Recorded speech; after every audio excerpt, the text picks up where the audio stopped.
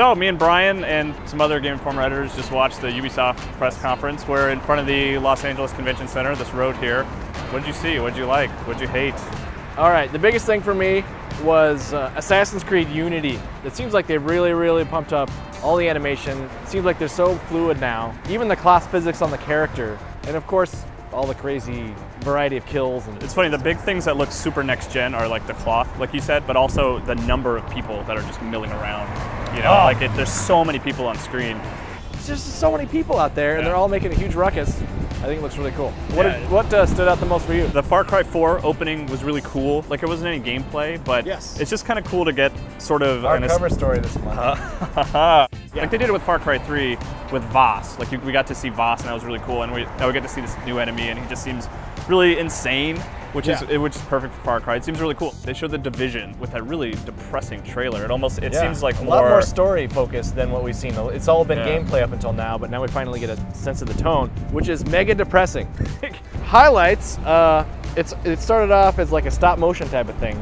Like a time lapse, I guess. Yeah, it was like this mom crying over her dead child, and you get to see a time lapse of a bed of like sleeping, skeleton!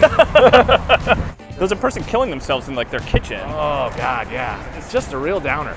There's some hope at the end. Some guy who had his face smashed into a car window was helped out by some militia people, I think. He just assumes that guy that got his face smashed, he's like, I assume that this person is a good person, so I will choose to help him. And then there was some evil garbage men with flamethrowers that showed up.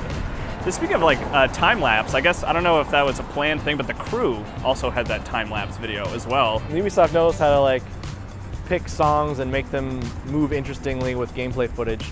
They touched briefly on the Shape Up, which is the new fitness game. They're trying to make it more fun, turning fitness into a game where they were like doing push-ups on screen, and like elephants and whales were on their backs and trying to compete. And then you're going against yourself on like a piano dancing thing like Tom Hanks and Big. Like that's what they were going for, It just looks like goofy fun, which was just really strange to see next to the Division, you know? Just like cutting from back and forth between these emotional highs and lows. Yeah, like we went over to Valiant Hearts, and it was a really touching trailer, like great music and like an awesome narrator reading like what they say is like a real letter from World War I, I think. And it just feels like this dog at the grave of his owner, and then it pans out and there's hundreds of graves. And then, you know, it jumps back and forth between that and like Just Dance, people dancing to like Pharrell. It was a pretty good show. There wasn't really anything new. I mean, Rainbow Six Siege, which I guess means that's Patriots. Very new, Kyle. Patriots is just gone now, I guess, or did it turn into Siege? They're just kind of being coy about that, but I'm guessing Patriots is gone and now it's Siege, which looks pretty cool. Yeah, as far as we know, Siege looks very multiplayer focused, kind of like the classic original games.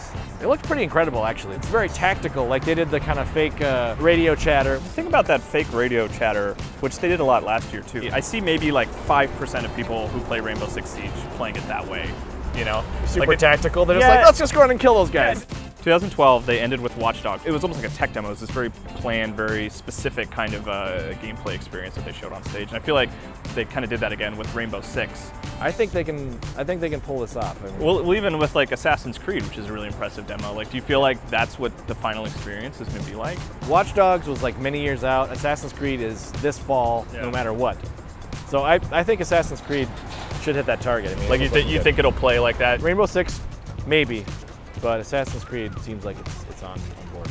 So, I mean, what did you think of the overall show? There was stuff we knew about that we got a new perspective on, and the new things that we saw looked really great.